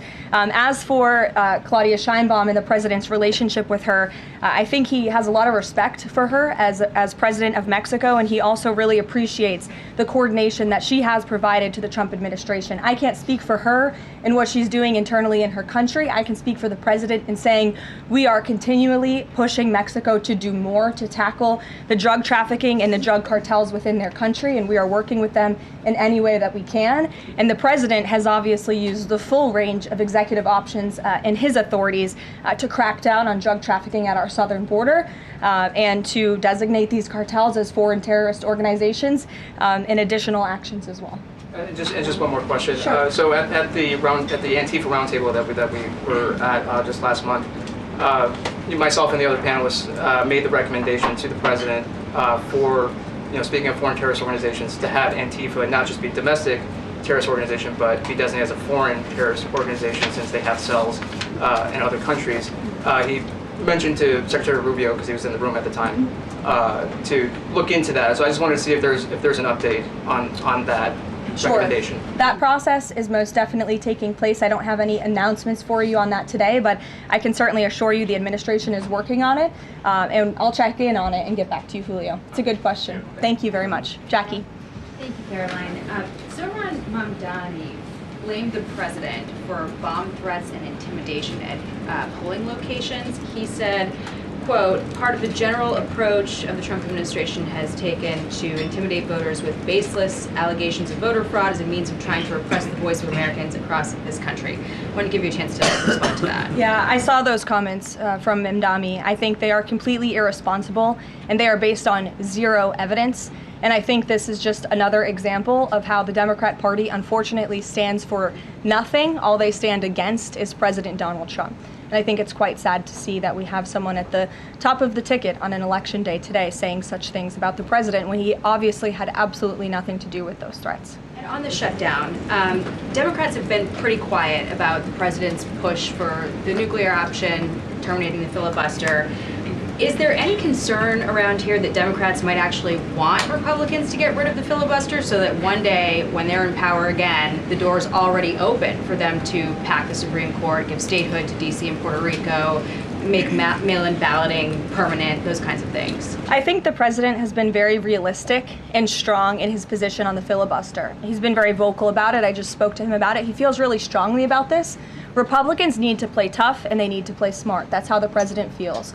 And we know that Democrats, if they are ever given a chance at power again in this city, they will absolutely take away the filibuster from the United States Senate. In fact, you had 49 Democrats who already voted to do this before. The only reason it did not move forward was because you had 2 Democrats who are no longer in office because they were run out of town by the far left radical base of their party. And so President Trump is quite clear on this. He wants to see Republicans move as many good pieces of legislation for our country forward in the next 3 years of his administration as they possibly can. And the filibuster is one means to doing that. Talk to Johnson and Thune about it. I know that they had both voiced some opposition. Have there been any conversations with them? He has. He's made his position to them very clear, both publicly and privately. Ouija. Can you help clear up some confusion about SNAP benefits? Because the president just posted that they will only be given out when the radical left Democrats open the government and not before. But just yesterday, the administration said it would comply with a court order to expend the full amount of SNAP contingency funds by end of business day yesterday. So did the administration distribute that money or defy that court order? No, the administration is fully complying with the court order. I just spoke to the president about it. The recipients of these SNAP benefits need to understand it's going to take some time to receive this money because the Democrats have forced the administration into a very untenable position. We are digging into a contingency fund that is supposed to be for emergencies, catastrophes, for war. And the president does not want to have to tap into this fund in the future, and that's what he was referring to in his Truth Social post. So the Department of Agriculture, as for the latest SNAP payment in the judge's order, put out guidance to states today on how to get that money to the recipients of SNAP, but it's going to take some time. The best way to get the full amount of SNAP benefits to those beneficiaries is for Democrats to reopen the government. So to anyone who is a SNAP beneficiary at home who needs that assistance, and the president was just saying, this is for people who are truly needy, who need food, who need this assistance from the United States government. Democrats are holding it up and making it difficult for the administration to get those payments out the door. So if you are at home and you want your SNAP benefits, call the Democrats and tell them to reopen the government. Blocking that contingency fund for the future if this shutdown lingers on? Look, the president does not want to have to continue to dip into a contingency fund that doesn't even have enough money, by the way, to fund the full program. It takes $9 billion to get the full scale of the benefits out the door. This contingency fund only has about $5 billion in it. So again, Democrats need to reopen the government so we can get these benefits out the door for people who truly need them. Kate. Thanks. The president suggested that if Donnie wins, that he would cut federal funding to New York. How much funding would be impacted? What would be impacted there? Well, look, we won't get ahead of the election results, nor will I speak to what the president may do in the future. We'll see how tonight goes, and then I'll let him speak on it further. And why did the administration exclude Democratic lawmakers last week? There was a briefing about U.S. strikes on alleged drug trafficking boats. Why were those Democrats excluded? The administration has briefed Congress on these matters 8 separate times, and Democrats have been included in those briefings. In fact, I know that Secretary Rubio will be on Capitol Hill tomorrow to brief the Gang of 12, which includes Democrats as well. So the president's made it very clear, if senators want to understand the administration's operations against narco drug traffickers, we are very happy to speak with them about that, and we will continue to do so. But we've been incredibly transparent. As I said, there's been 8 briefings on this topic, with the 9th coming tomorrow. Rachel. Thanks, Caroline. There's been some reporting out there about the possibility of furloughed workers not getting back pay. We know that the president signed that bill into law in his first term. Does the administration guarantee that all furloughed workers will get back pay? This is something we are very much open to discussing with Democrats as part of the discussions about the continuing resolution to keep the government open, and it's something that Republicans are talking with Democrats about right now. I won't get ahead of those negotiations or discussions. That's a possibility that may not happen, even though it's law. I just said Republicans in the White House are very much open to discussing this with Democrats. And just one last question. As this government shutdown now drags on, about to make history as the longest government shutdown in American history, can you talk about what the president is personally doing to try to see an end to this? He's pushing Republicans to keep voting and to keep opening up the Senate floor to vote for the clean continuing resolution. He had the Senate Majority Leader and the House Caucus Leader, Hakeem Jeffries, here at the White House to talk about this in the very early stages, to give them a chance to come to their senses and avoid this entire government shutdown at the very beginning. And they chose not to. And I think it's been very clear to everyone in this room and to everyone across the country that the Democrats are playing partisan politics with our United States federal government. And all Republicans have wanted to do for the last 35 days is reopen the government. That has been the president's position since day one. It is his position today on day 35. And all we need are 5 common sense Democrats with have a little bit of courage and come to the table and vote with Republicans. I saw Senator John Fetterman on television last night saying that he hopes more folks in his party will step up. And we certainly agree with him on that point. Sure. Caroline, the president posted on True Social that the voting underway in California is, quote, rigged. What evidence does he have of that, and what does it mean that mail-in ballots in that state are under legal and criminal review?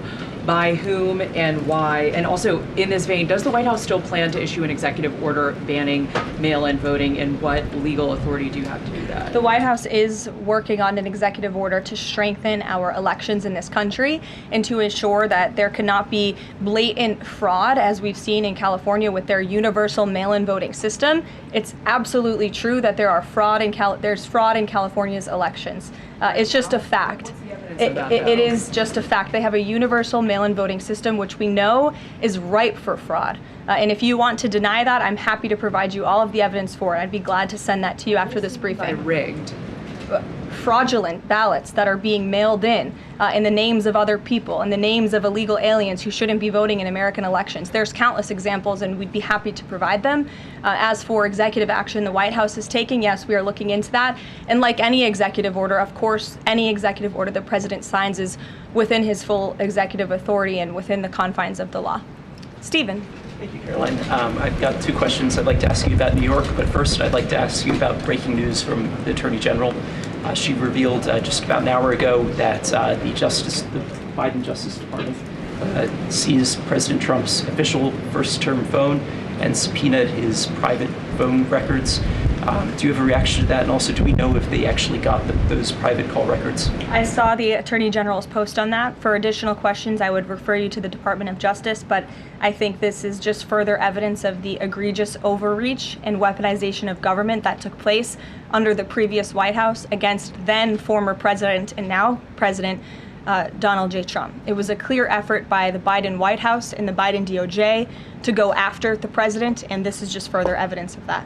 On New York, we've seen the president's messages that he's put out, but could you describe how he's feeling as a New Yorker watching this election? Well, the president is a New Yorker and he loves New York. It is his home. He talks about that all of the time, and he's made his thoughts on this election quite clear, I think, himself. In the back, yes, go ahead. Thank you. Over the weekend, there were reports. I was going to you in the green, but go ahead and then you can have your question. Thank you. Over the weekend, there were reports that President Trump was due to host President of Syria, Ahmad al-Sharia, on Monday. Do you have any preview for that meeting? Is he expected to invite him to join the U.S.-led anti-ISIS coalition? I can confirm that that meeting will be taking place here at the White House on Monday, and this is part of the president's efforts in diplomacy to meet with anyone around the world in the pursuit of peace. And as you know, when the president was in the Middle East, he made the historic decision to lift sanctions on Syria to give them a real chance at peace. And I think the administration, we've seen good progress on that front under their new leadership. And so he will be here at the White House on Monday, and I'll let the president speak further on it on Monday. Yes, go ahead. Thank you, Caroline. I was just curious, you had mentioned there that President Trump, as we know, has been speaking with Republican leaders in Congress about reopening the government. Is he involved in any other negotiations, and is he prepared to sign something if a deal does come out by the end of this week? On top of that, with SNAP benefits, does he have any authorities or considering any authority there to release more funds to help people who are desperately needing these benefits? So look, I think I've already answered the question on SNAP. We're complying with the court's order, and we're getting that partial payment out the door as much as we can and as quickly as we can, but it's going to take some time because, again, this is a prorated payment that we're tapping into a contingency fund for. The best way to get those payments out the door is for Democrats to reopen the government. But yes, the president is in constant communication with his friends on Capitol Hill. They know, they call, he answers, he picks up the phone. He's a very transparent president in that way.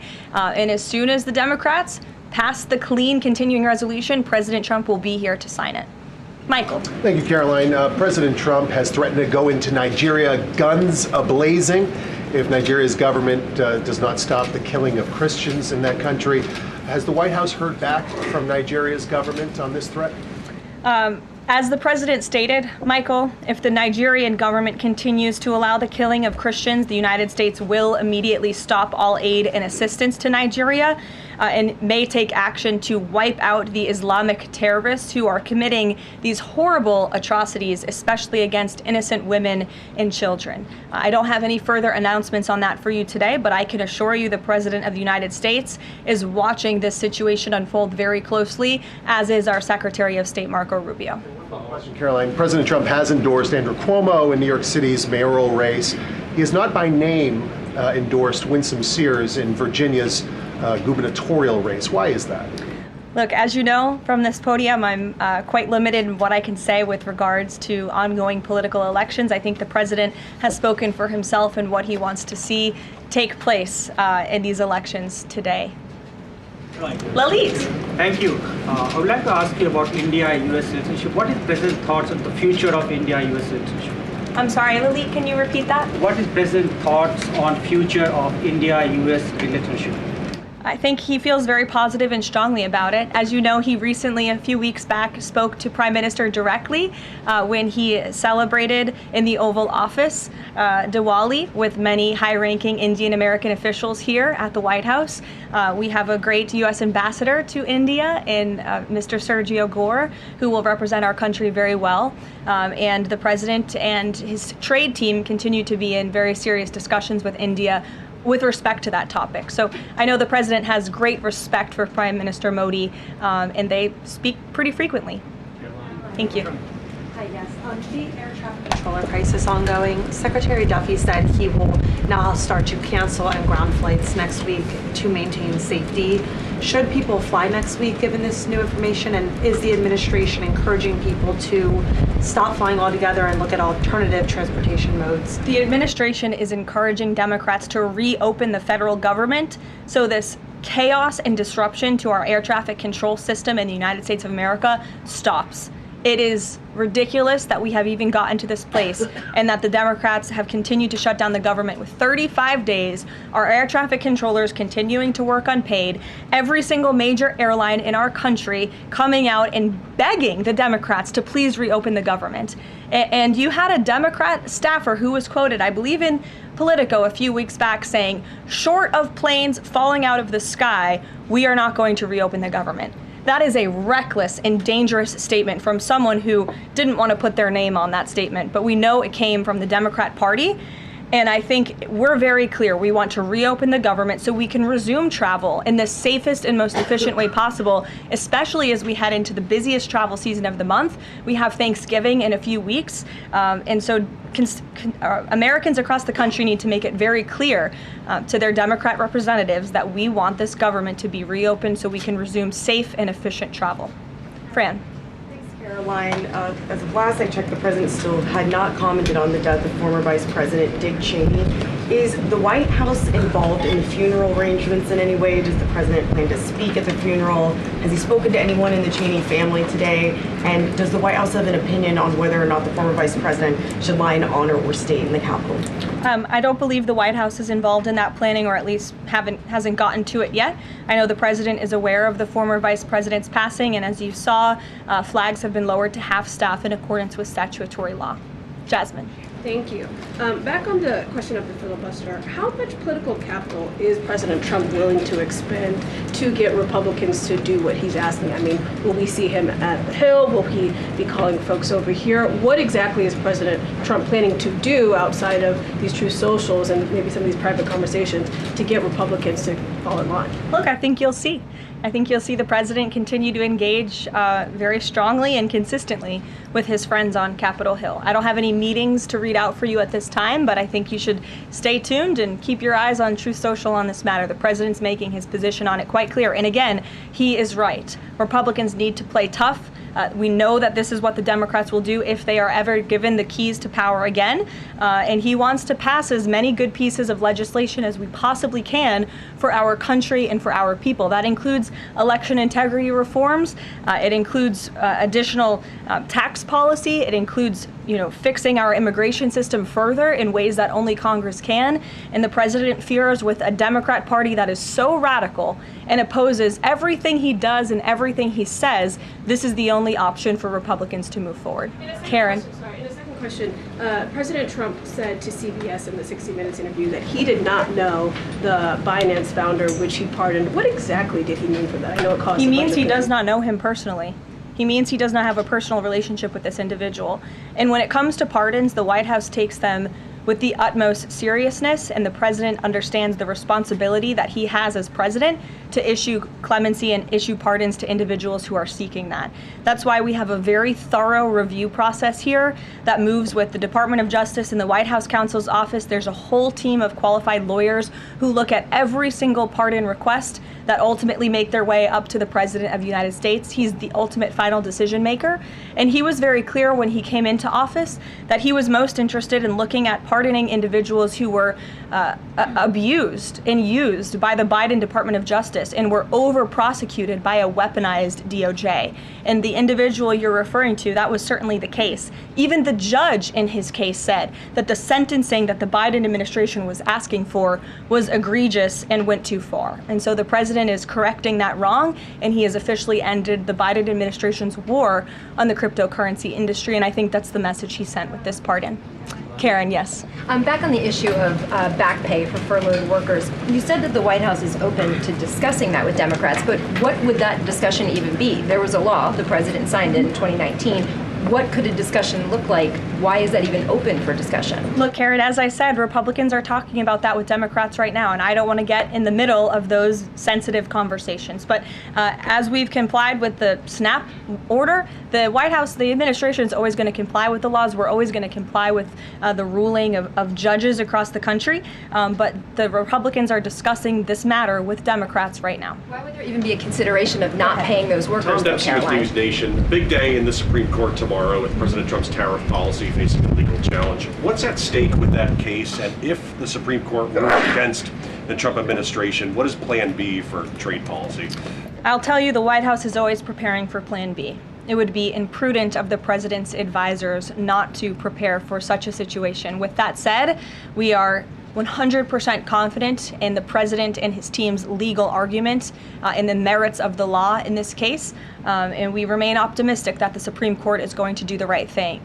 The importance of this case cannot be overstated. The president must have the emergency authority to utilize tariffs. Look at what President Trump has been able to do with the leverage and the power of tariffs. He's been able to sign peace deals all over the world and end global conflicts and literally save lives.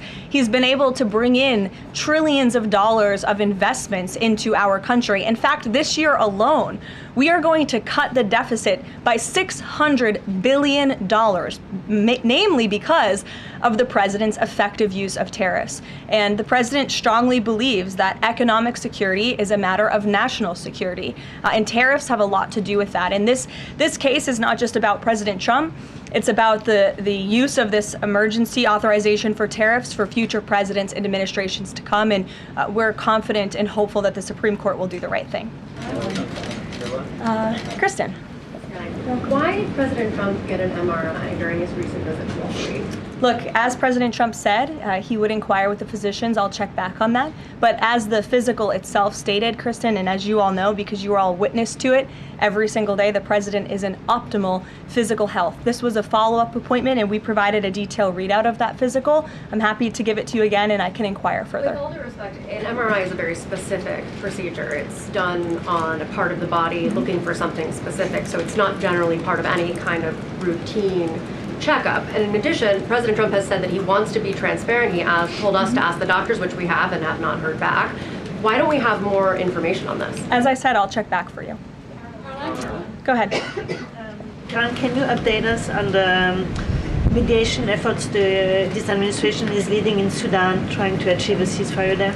Sure, yes. The United States is actively engaged in efforts to bring about a peaceful resolution to the terrible conflict in Sudan. We remain committed to working with our international partners, including Quad members, Egypt, Saudi Arabia, the UAE, as well as others, to lead a negotiated peace process that addresses both the immediate humanitarian crisis and the longer-term political challenges. I actually spoke with Secretary Rubio about this morning, as of course there's been, kind of an uptick in recent reporting on the matter, and he assured me that the administration is very much engaged. We're in pretty frequent communication with those Arab partners that I just mentioned, and we want to see this conflict come to a peaceful end, just as we have with so many others, but the reality is it's a very complicated situation on the ground right now. Yes. Hi, yes. Just trying to go back into the subject of Mexico. Is the Trump administration planning to send U.S. troops to Mexico to combat drug cartels, as reported by other outlets? That's not something I would confirm from this podium if it were happening, so I will not comment on that. Eamon. Thank you, Caroline. Why did the president decide not to go to the Supreme Court tomorrow? He had indicated earlier that he might want to go and attend in person. Yeah. Now he's saying he's not going to go. Why? The president did have an interest in attending the Supreme Court hearing tomorrow, as I just expressed how important it is to him, the administration, and the country, this case. But he is traveling to Miami tomorrow, as you all know, to give an economic address with the mayor of Miami and many global business leaders to talk about his historic success with the economy over the past 10 months and talk about sort of where we are headed as a country in terms of our economy. So he'll be traveling tomorrow on the road in Miami. That's why he won't be here, but Secretary Scott Bessent will be in attendance at the hearing tomorrow at the request of the president. He has said that he doesn't want to export the high-end NVIDIA chips to China, but the Wall Street Journal reported yesterday that there was some question about whether the president would raise this as a possible concession with the Chinese side during his meeting with Xi Jinping. So does the White House consider NVIDIA chip exports to China to be a closed issue right now, or is this an ongoing negotiation between the United States, China, and NVIDIA at this point? The president has made his position on this very clear, both to the Chinese and also to all of you. He's answered this question directly. As for the most advanced chips, the Blackwell chip, that's not something we're interested in selling to China at this time. Annie.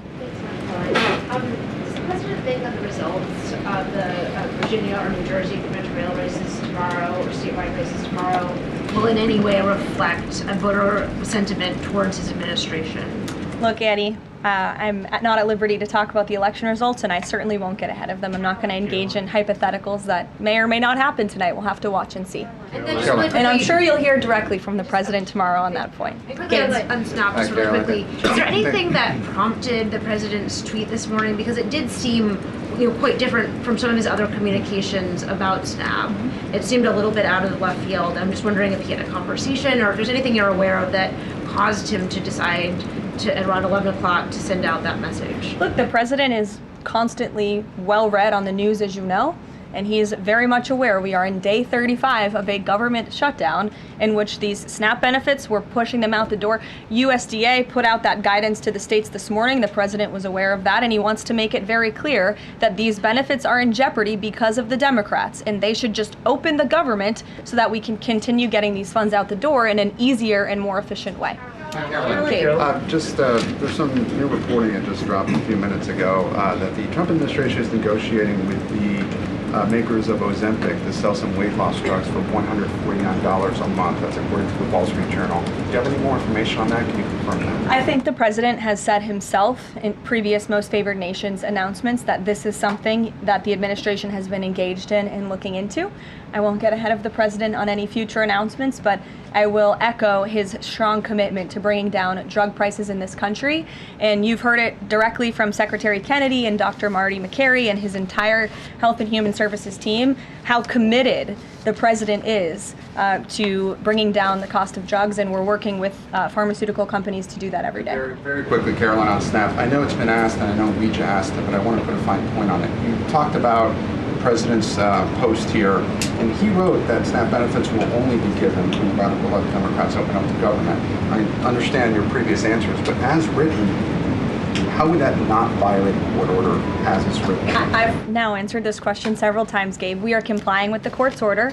We are getting the payments out the door as quickly as we can. USDA sent the guidance to the state. The president is referring to future SNAP payments. He does not want to have to keep tapping in to an emergency fund and depleting it. In the case of a catastrophe in this country, he wants to have those funds preserved, as they should be. And he's made it very clear Democrats should reopen the government. I have one final positive note for all of you. I told you I would keep you posted when the White House would resume public tours. Well, I'm pleased to announce the Office of the First Lady has reopened the doors for public tours on Tuesday, December 2nd. There will be an updated route. There you go. Yet again, White House Press Secretary Caroline Leavitt addressing all things surrounding the government shutdown. We will have continuous coverage throughout the afternoon on all things surrounding the gubernatorial race in the Commonwealth of Virginia. On behalf of Joey, my producer, I'm Guy Lambert. Thank you so much for watching. This is the Fox 5 Live Zone. The Take coming up next, right here on Fox 5.